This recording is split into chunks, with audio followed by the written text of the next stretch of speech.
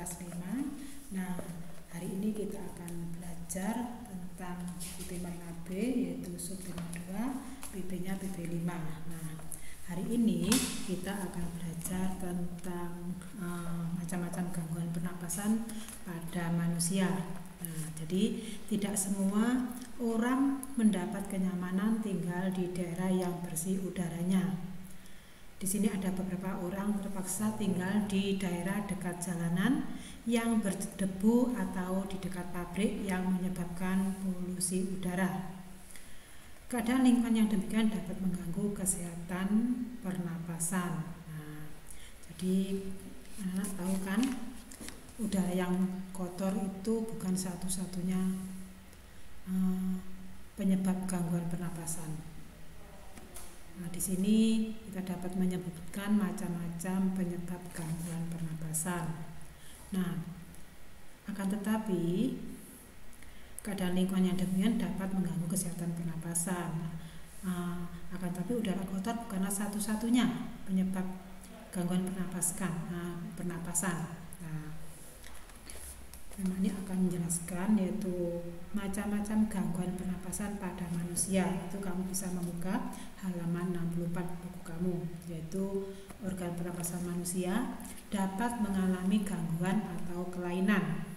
Gangguan organ pernapasan manusia itu disebabkan oleh faktor keturunan, ya anak ya, misalkan virus, bakteri, udara kotor, ataupun kelelahan.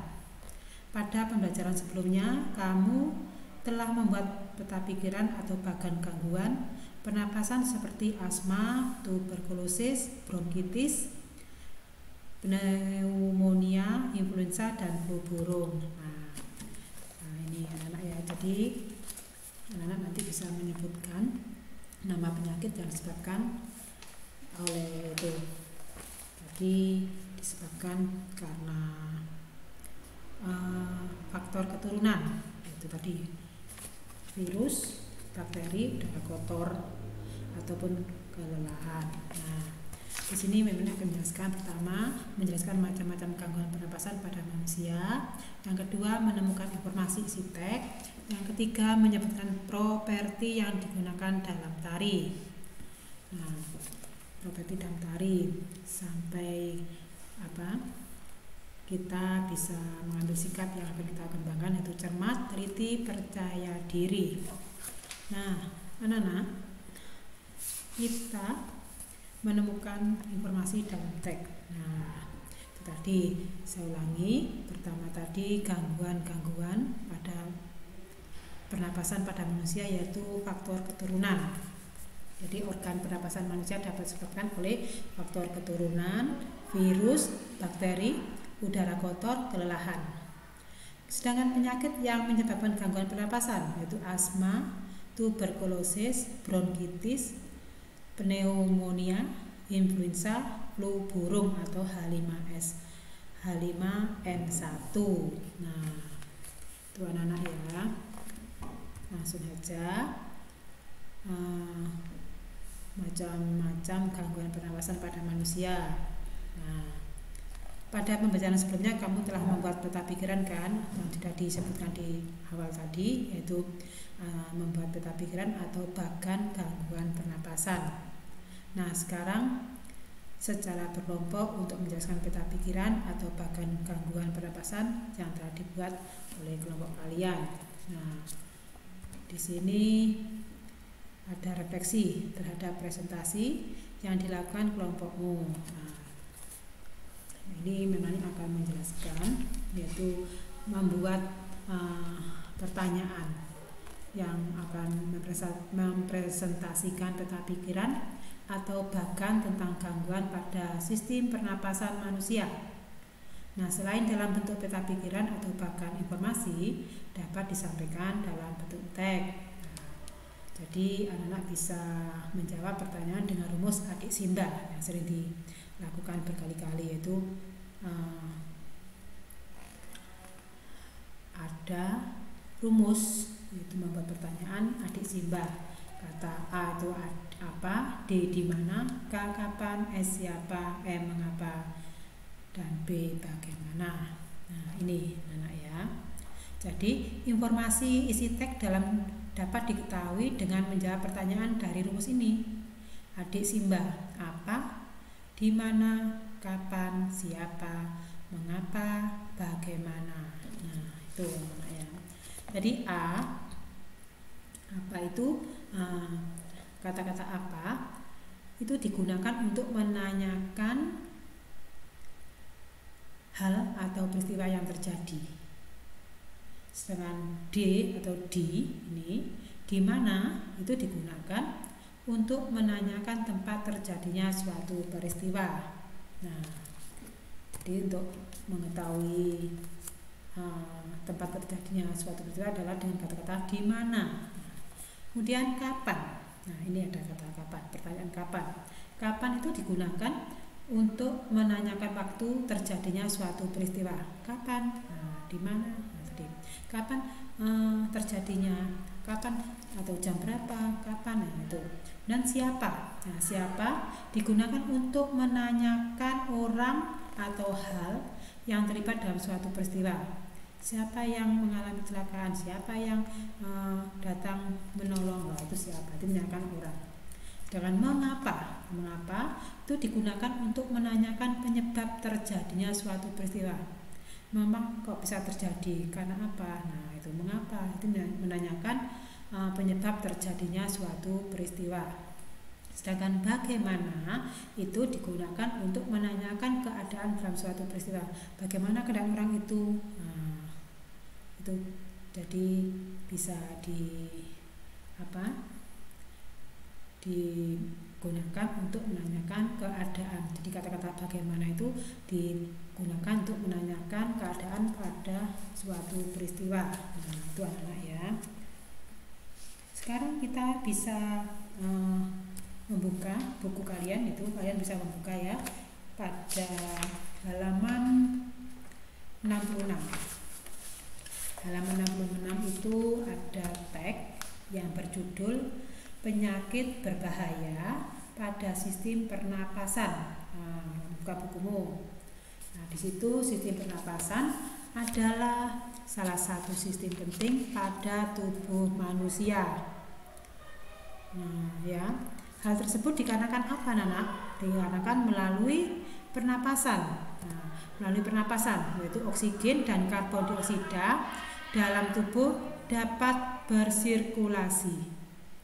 Apabila terjadi atau gangguan pada sistem pernapasan, tubuh kita akan kekurangan oksigen dan tidak jarang karbon dioksida itu dalam tubuh kita tidak dapat dikeluarkan sehingga mengalami keracunan. Nah, di sini ada beberapa penyakit yang menyerang sistem pernapasan. Pertama apa? Yaitu ISPA. Nah, di sini ada. Ya, pernapasan, sistem pernapasan itu ISPA. ISPA itu kepanjangan dari infeksi saluran pernapasan akut. Nah, ISPA menyerang bagian atas organ paru-paru. ISPA dapat dicegah dengan cara menjaga kebersihan tubuh dan cukup mengkonsumsi vitamin C. Nah, itu anak-anak ya. Jadi kita akan membaca teksnya tadi dalam buku kalian yaitu halaman 66, judulnya penyakit berbahaya pada sistem pernapasan. Nah, kemudian anak-anak nanti bisa menemukan informasi dalam teks. Nah, saya lanjutkan lagi, penyakit yang menyerang sistem pernapasan yaitu laringitis. Laringitis adalah sejenis radang yang menyerang organ pernapasan yaitu laring. Penderita laringitis pada umumnya serak atau bahkan kehilangan suara. Laringitis biasanya disebabkan oleh infeksi jamur, bakteri ataupun virus. Dan yang ketiga amandel ya. Amandel adalah penyakit sejenis dengan laringitis. Akan tetapi amandel menyerang bagian amandel atau tonsil pada umumnya yang mudah terkena penyakit radang amandel adalah anak-anak. Karena amandel itu dapat dicegah dengan mengkonsumsi antibiotik. Jadi, apabila sudah parah, dapat dilakukan operasi untuk mengangkat amandel. Kemudian yang keempat, penyakit yang menyerang sistem pernapasan yaitu hipoksia. Hipoksia adalah penyakit sistem pernapasan yang disebabkan oleh kurangnya oksigen dalam tubuh sehingga memengaruhi fungsi organ lain. Hipoksia dapat disebabkan karena penderita sebelumnya sudah memiliki penyakit anemia ataupun menghirup udara yang mengandung racun. Penderita hipoksia dapat diobati dengan cara memberikan oksigen tambahan.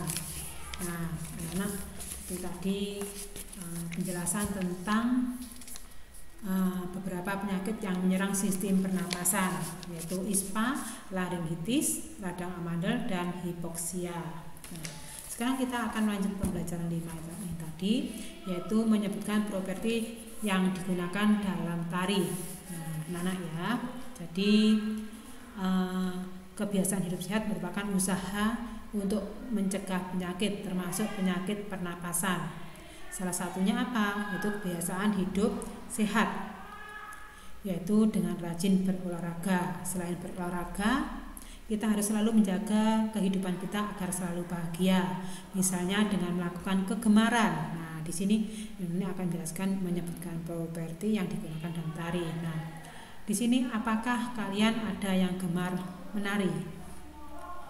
Kalau ada yang menari itu sangat bagus sekali. Jadi ini kita akan mempelajari tentang berbagai properti pada tari. Mungkin anak-anak bisa menyebutkan mungkin dari bermacam-macam tari tradisional yang kamu ketahui. Nah, itu. Coba ini di sini ada beberapa tari, yaitu pertama tari legong. Nah, tari legong ini berasal dari Bali, anak-anak ya. Properti yang digunakan adalah apa? Nih, kipas. Nah, ini kipas. Kemudian ada tari piring. Nah, ini kedua tari piring. Tari piring tentunya propertinya adalah piring. Nah, ini piring yang dipegang oleh penari tadi, ini piring. Kemudian tari tortor. Nah, tari tortor ini. Nah, tari tortor ada apa namanya? Nah, yang digunakan ada selendang ini, termasuk ini propertinya. Kemudian kita langsung membuat pada pembelajaran berikutnya, yaitu pertama tadi tari legong, tari piring, dan tari tortor. Kamu bisa membuat clipping tentang berbagai properti yang digunakan dalam tari. Tari apa sajakah yang kamu jelaskan dalam clippingmu? Nah, itu nanti bisa dipresentasikan clipping tarian di depan kelas. Itu anak-anak ya. Sebentar.